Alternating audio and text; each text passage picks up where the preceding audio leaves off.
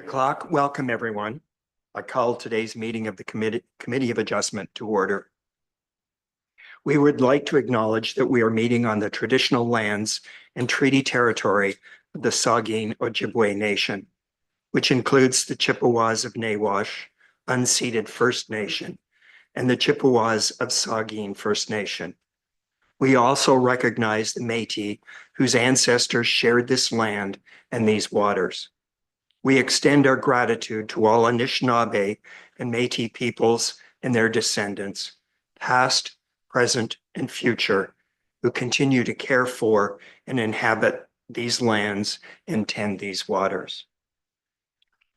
The purpose of this meeting is to review applications for minor variances as they apply to certain lands within the municipality of Meaford.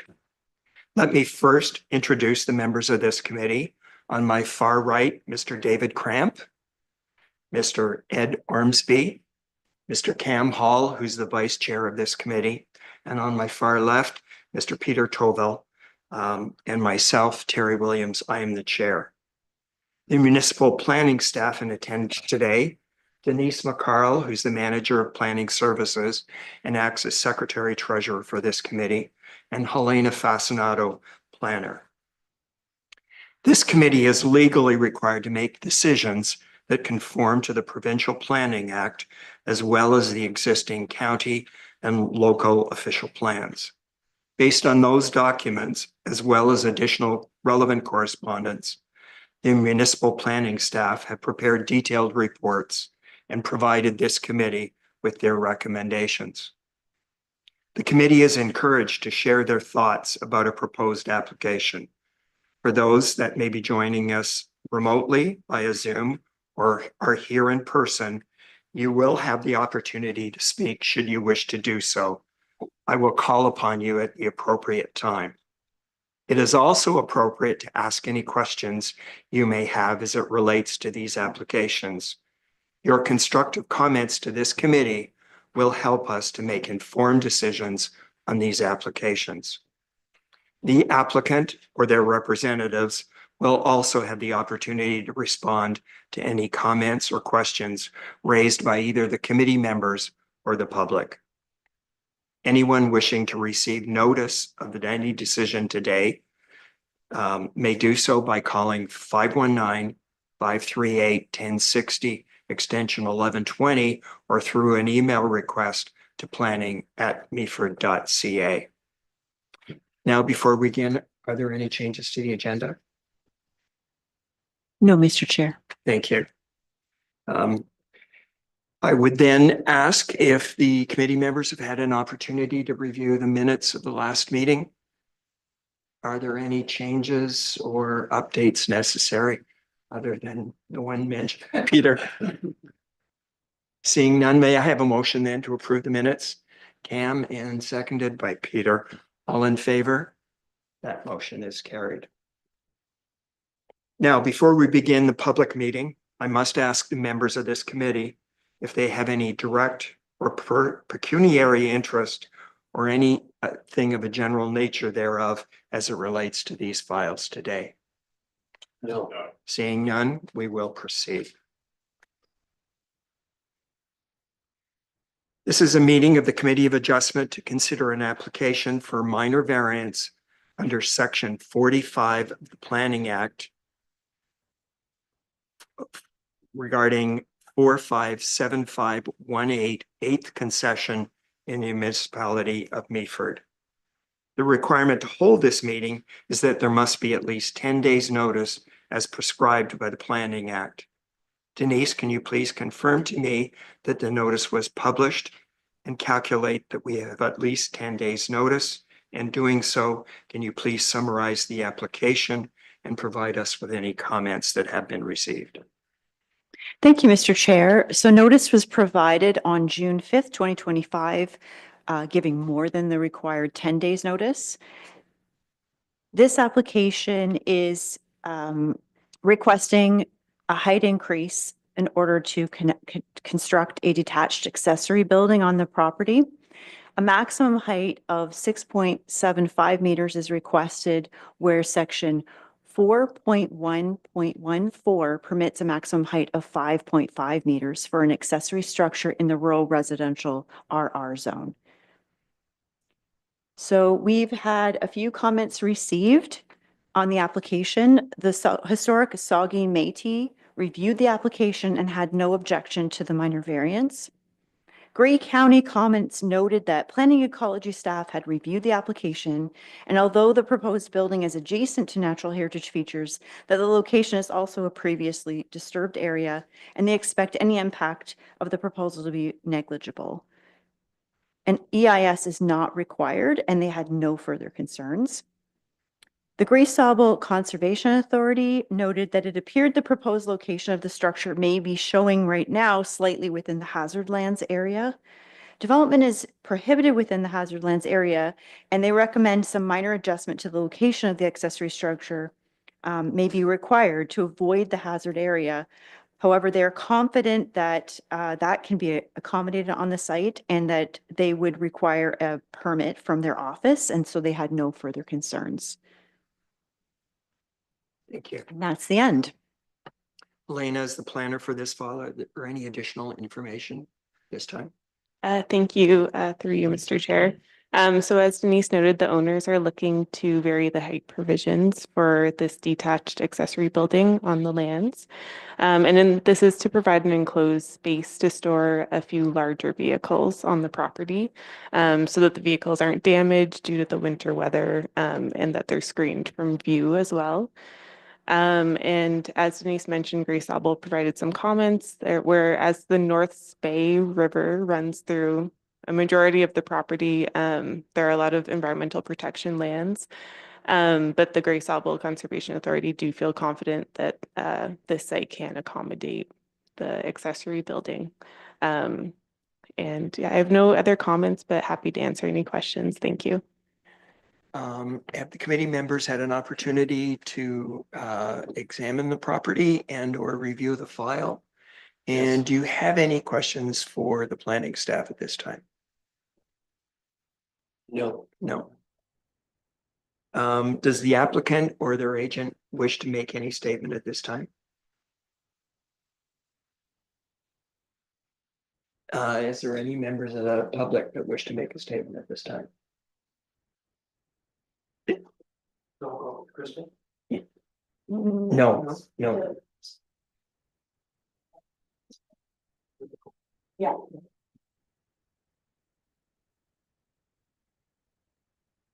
Nicole? If you're online, can you please give your full name and identify yourself?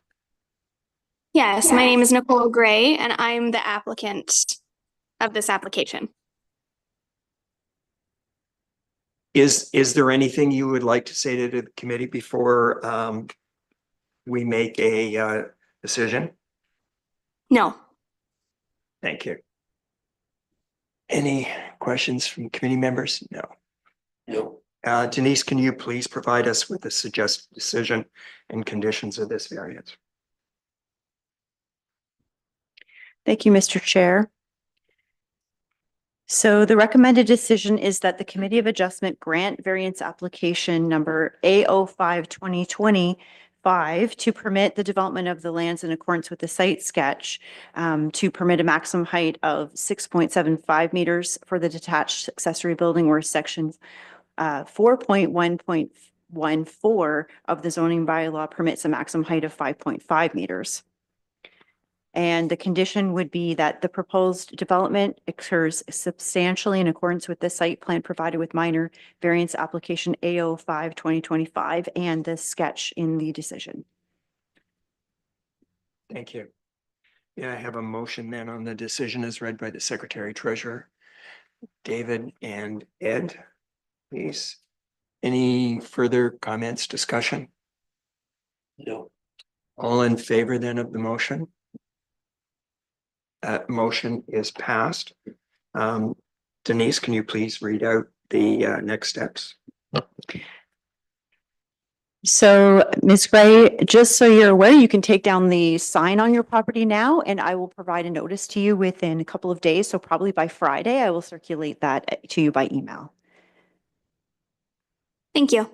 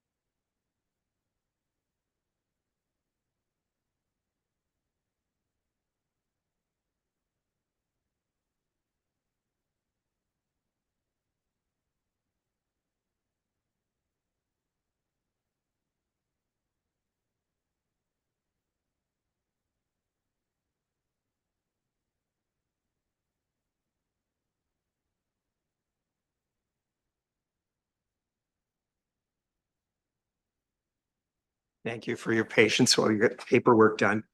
The Committee of Adjustment will now consider an application for minor variance under Section 45 of the Planning Act for the property 206080 Highway 26 in the municipality of Meaford. The requirement to hold this meeting is that there must have been at least 10 days' notice as prescribed by the Planning Act. Denise, can you please confirm to me the day the notice was published, calculating that we have had at least 10 days' notice, and if so, summarize the application and provide us with any comments that have been received. Thank you, Mr. Chair. The notice was provided on June 5th, 2025, providing more than the 10 days notice required. The application is a technical minor variance. So there was a previous variance that the committee will probably remember last year, and nothing has actually changed, but the owner is basically seeking to clarify one of the items that didn't end up making it into the previous minor variance. So the owner is seeking to build the same 55 unit townhouse development on the subject property and is requesting relief from their zoning bylaw on the property to reduce the minimum required lot area for some of the townhouse dwellings from 180 square meters to 166 square meters. And if approved, as noted, the variance would apply to some, but not all of the townhouse lots. There was a site sketch provided which identified which lots. Other variances could be considered to facilitate the overall development as shown on the site sketch. And we did receive comment from a few agencies that I will just note. The Historic Saugeen Métis reviewed the application, had no objection to the minor variance. The County of Grey had no concerns, and the Grey Sauble Conservation Authority also had no concerns. Thank you. Elena, is there any additional comments relative to this file? Thank you through you, Mr. Chair. So as Denise mentioned, I just highlight that the lot configuration has not changed. It's the same as what was presented with the previous minor variance, and that was presented at the time of site plan submission. And then I'll just note that it is identified in the suggested decision that this variance, if approved, would only apply to Block 4, not to the entirety of the subdivision. And yeah, I'm happy to answer any questions. Thank you. Members of the committee, if you had an opportunity to visit the site and or apply the file, have you got any questions relative to this? Ed? Yeah, excuse me. A clerical error, is that what that? Can you explain, please? Yes, yeah. So through you, Mr. Chair. So when the minor variance back in 2023, the fall of 2023 was brought forward, it included all the required yard setback variances, but the lot area was not captured at that time.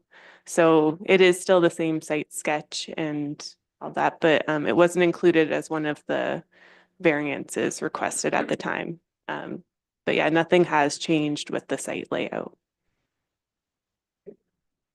Thank you. Are there any additional questions? No. I apologize because I was not at the October meeting 2023 that approved this. So excuse me if I'm going back over some of the information that was provided. I'm not challenging the decision that was made by the committee.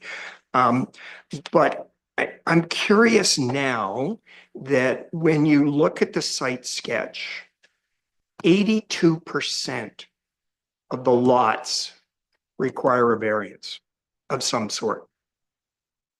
And I guess my question is, at what point is this no longer a minor variance request? If you suddenly go to 100%, does it become still a minor variance as it relates to the subdivision? My second question is similarly related. Are we, if we approve this, are we not setting the precedence that even though you stayed in here, that this applies only to this specific section of subdivision? to me, it sets a precedent that says, well, if we can do it for 82, why not do 100? Because I can get one more townhouse in that area. And my final question is, if in the planning stage, was there any discussion relative to changing the area that those 55 townhouses were going to go on, such that they did not require all of those variances? Those are the three questions I have. And I don't know whether the planning staff would like to answer that or whether the consultant would. So Denise, maybe you want to take a stab first? Thank you, Mr. Chair. So I'm going to defer to Helena for some of them, and then where she wants to defer back to me, I'm going to let her do that, just because some of the things she may be able to answer because she's the file planner on this, but I do have some of the file history, so I can answer some of the other ones. So I'll let her tell me when she wants to bump it back to me as more as the manager role. Yeah, thank you. Through you, Mr. Chair. Yeah, so this site layout was presented to us. And we do need to look at the 4 tests when evaluating. Each lot still complies with the lot coverage requirements, that 50%. They will still have an amenity area. And just with the street configuration, we look at all aspects when reviewing this. The applicant's planner is on the line and may be able to provide some more information as well, or I may defer back to Denise as well if she has some more info. Thank you. So if it just through you, Mr. Chair, if I may. So the one question was about precedence for minor variances.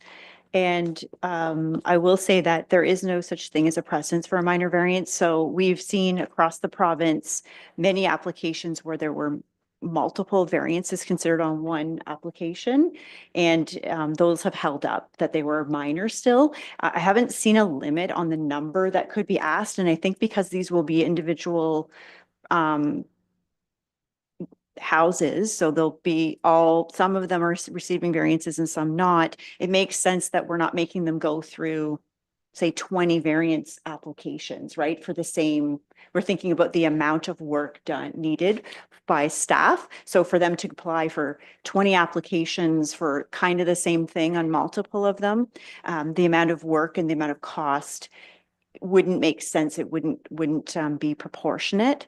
So we would be doing one notice, one meeting to talk about it, one review, et cetera. The province is also pushing us to be more frugal with our time about what we do through variances and what we do through other kinds of delegated approvals. So I wouldn't expect that provincially that it would make sense to make a developer who's doing small changes or small variances to multiple things on a bigger property to go through multiple applications, especially considering that this is one property at the time, so it isn't multiple properties yet. I have seen this done quite a few times in my career. So on, a conversion to a condominium that had been previously a trailer park, we did minor variances on every single exclusive use area because they all had been surveyed incorrectly and had the wrong zoning applied, or they'd been surveyed and then the wrong zoning had been applied. In this particular one, in both times that we've been before this committee, they were done, it was a bit of a clerical error. So the developer had gone through a zoning amendment process and these small things had been missed. And it sort of seems, now I'm telling you it's missed twice, but this one is kind of the last little piece that we realized got missed in that longer list last time. So both times it was a little bit of a, I want to say oops, where we realized between municipal staff and the developer's planner that something had been missed in their zoning. So we consider this very minor. It did not change at any stage the number of units proposed. So they were always 55 units since I've been working on this file. So a few years now. There's no increased density or increased number of units because of either of these variances. And I think, Mr. Chair, can you just clarify again what your last question was? Was it about, I know you, because I was typing some of the Yeah. questions in here. Okay. It was about why, Okay. about the overall and Sure. then the precedence of it. Two things. One is what the committee approved in terms of variances was for less townhouses than are being requested now. Because some of them were not identified in 2023 as requiring a variance due to clerical error. I'm not questioning that, but it's now 45 out of the 55 units are looking for a variance. My question, the last question as it relates to if the area that was used for those 55 townhouses was actually made larger because it's only a section of a much larger parcel. They could have accommodated the same 55 townhouses without those kinds of variances or with substantially less variances. Thank you, Mr. Chair, for clarifying. So the Block 4 area has not changed. So the area of land that they've identified for Block 4, this phase of 55 townhouses, has been the same for several years since the original application came in for the red line revision. In fact, Block 4 was Block 4 even before that. I'm sure the applicant can probably confirm, but the only thing that actually changed was Block 4 was made bigger because there was a little bit of the commercial area that was actually added into this block. Which is not part of this application at this time before you. It's not part of the layout of the townhouses that you see. It's in another section. So the question about whether or not they could have just made it bigger in order to accommodate these, I think the intention was always to fit the 55 units in this block.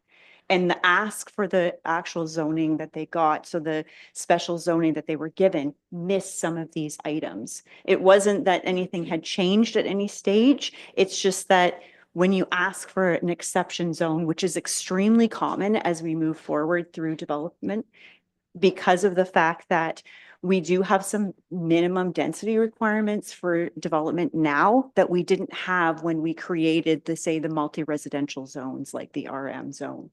So the setbacks and the minimum lot areas and all of those things have not been adjusted over time to accommodate the fact that we're actually asking for developers to put more units in a smaller area just because of the density. So the density has never changed on this block.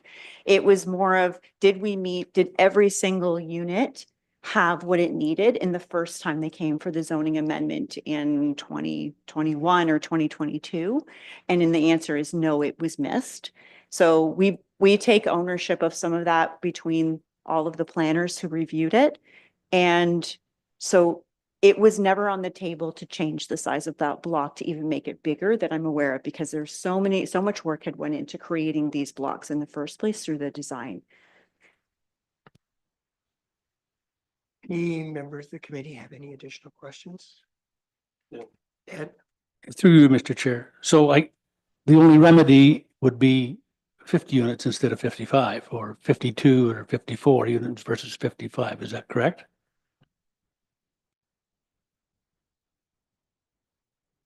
So through you, Mr. Chair, I'm going to defer to the applicant's team on that, to whether or not they could have reduced the size of the units or done anything else to be able to accommodate it.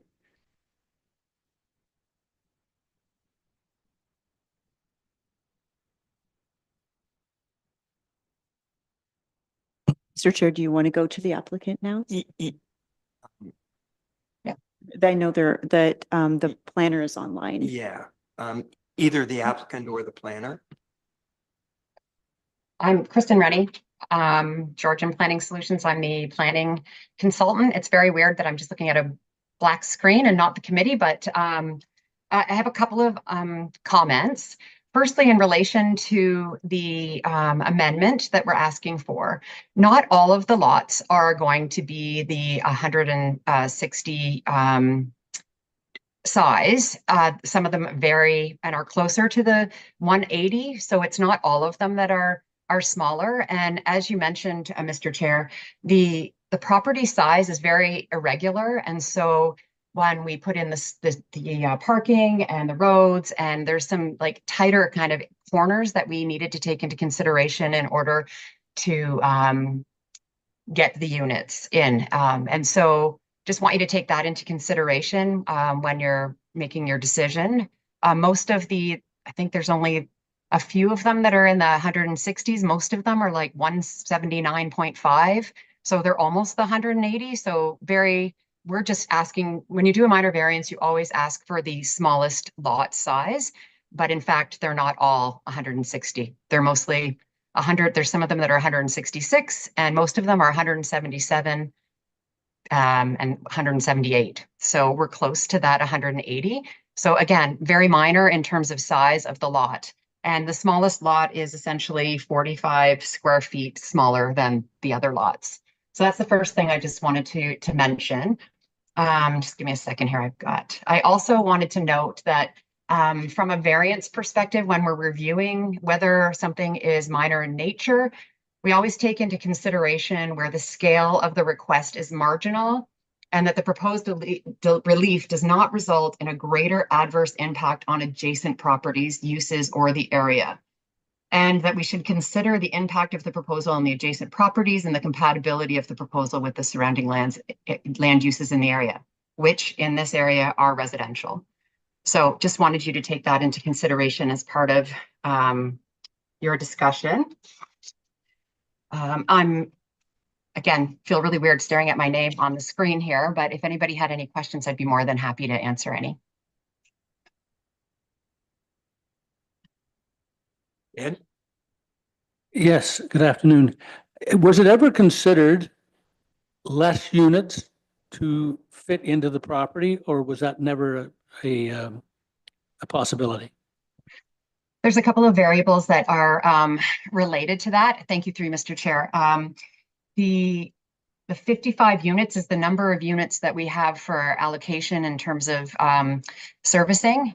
And so from an efficiency perspective, it made sense to utilize the space to have those units. Again, we're trying to achieve affordability, attainable opportunities on this property. And so we did the site plan based on that number of those numbers of units. And again, just based on the size of the property we're adjacent to a stormwater management pond.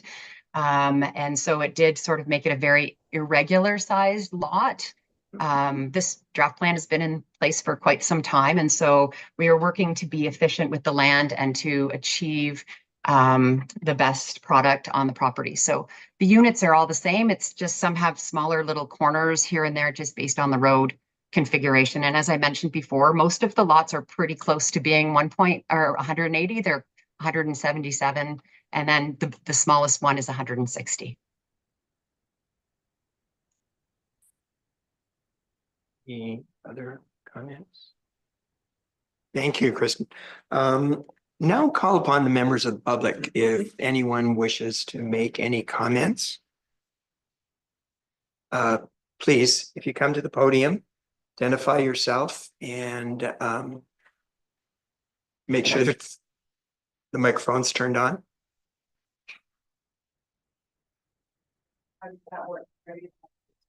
That's fine. If you press talk, How does Yeah. that work? good. All righty. So just, we're talking numbers. So 11 of the lots are 166 square meters or under.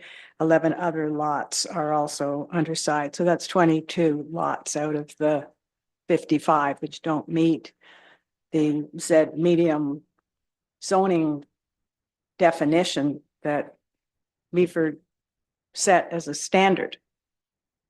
And as you mentioned, the applicant, very nice man, but he has a considerable amount of land. He's already had a red line amendment a few years ago, he or his predecessor, to make block 4 larger. I'm also very concerned about the subject of precedent. It may not be a precedent in terms of, I'm not a lawyer, legal variant, but once somebody builds something, the next person can come along and say, he did it, why can't I? And it doesn't seem to me that that's oops is the best way to do planning. Two wrongs don't make a right. Did you check and see if you had a sign posted? Okay, because the requirement for this meeting is that signage, and I don't know what Meaford defines as a sign, but there's 3 access points that I know of. Correct me if I'm wrong. It's on a tree or on a post on the highway? So it's on a hydro It's pole. 8.5 by 11. 8.5 by 11. I live on Ridge Creek where lots of people are walking. There's no sign posted there. So my neighbors mostly didn't get notice of this meeting. There's another access or another street that ends, which is Quick Country Crescent.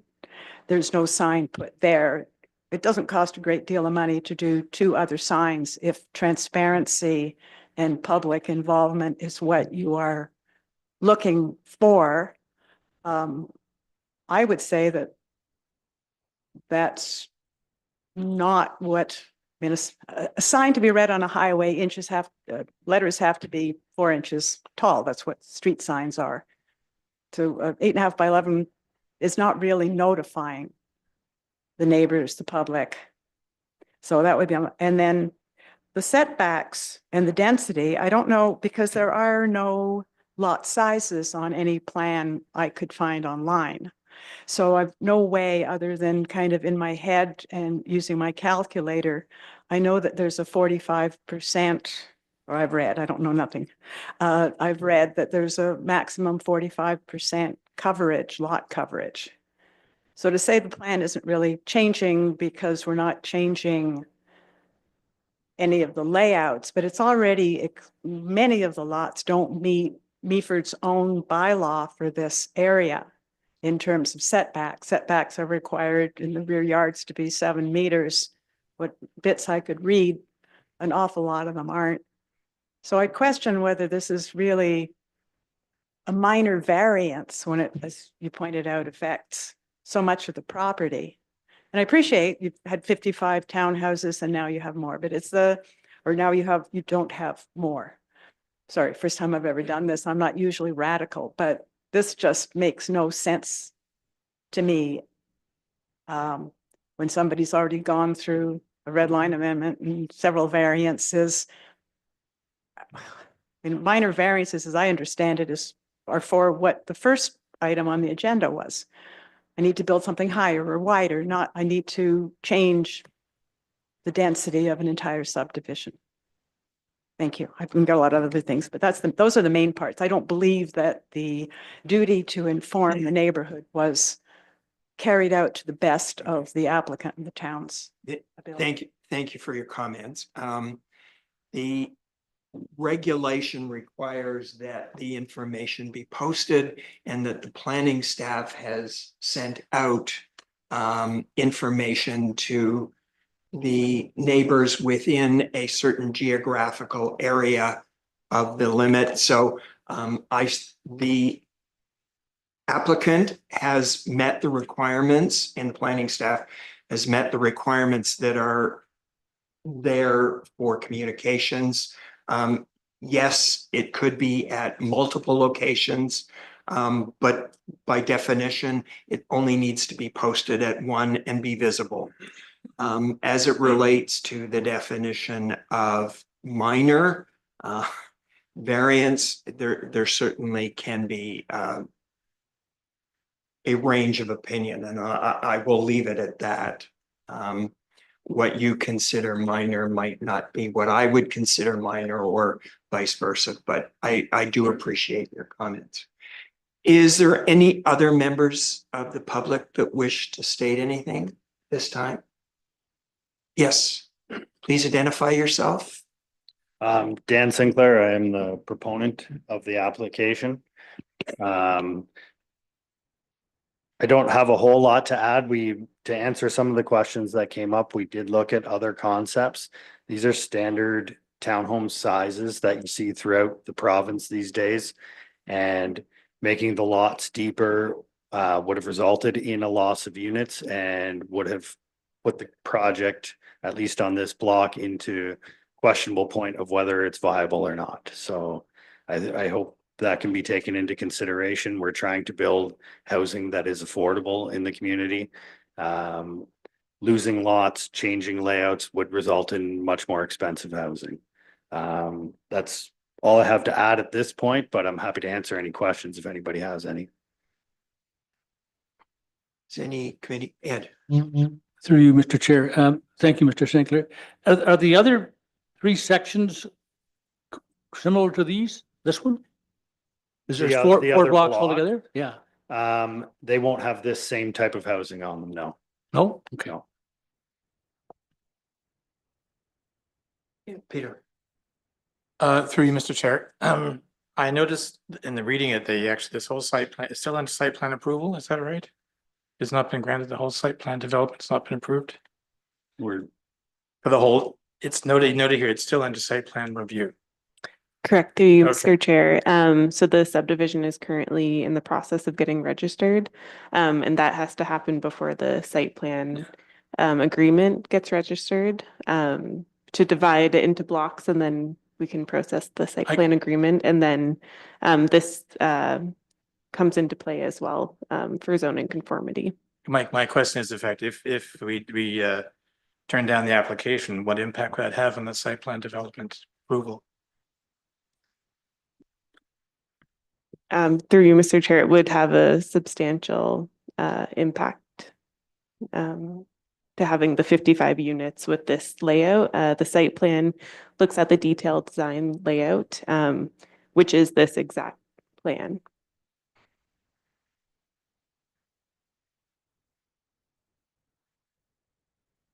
Any other comments, questions?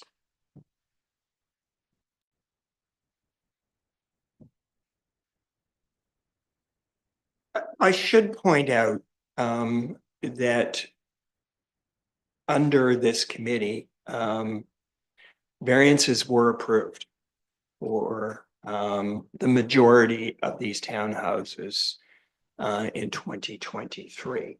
And you approved it at that time, and you need to keep that, I think you need to keep that into consideration relative to now you look at, is the change significant enough with these variances which were potentially missed, but were there at the time you made your initial approval of this variance.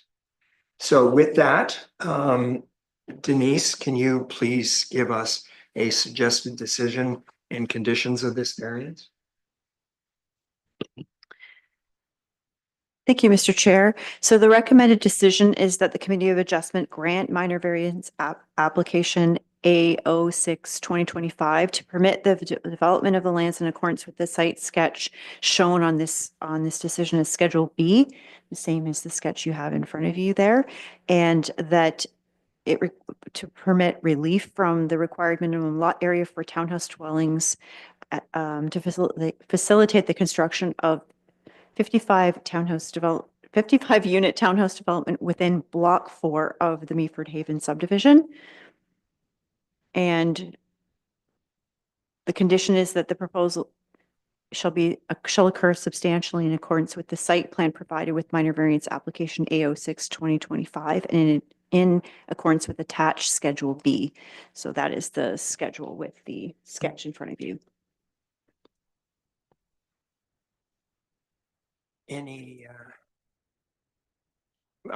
going to actually call for a motion. Ed? Do I have a seconder? Cam. Would any committee member like to make any comments before we vote on this motion?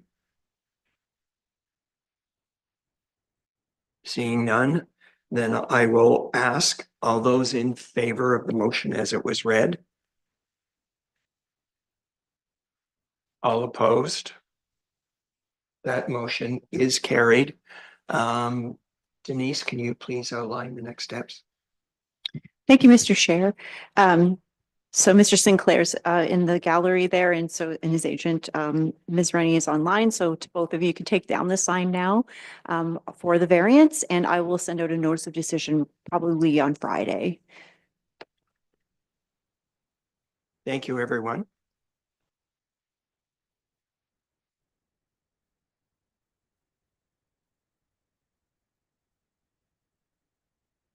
And that effectively is the end of this meeting, at least the public section. Do committee members have any additional business they want to? Not for me. Okay, the next meeting potentially was scheduled for July the 23rd, I think, but the cutoff date for applications was yesterday. So is there to be a meeting in July? Yes, there is. We do have a few applications going forward. Thank you. With that, we will see everyone July the 23rd. This meeting is now complete. Thank you. Thank you.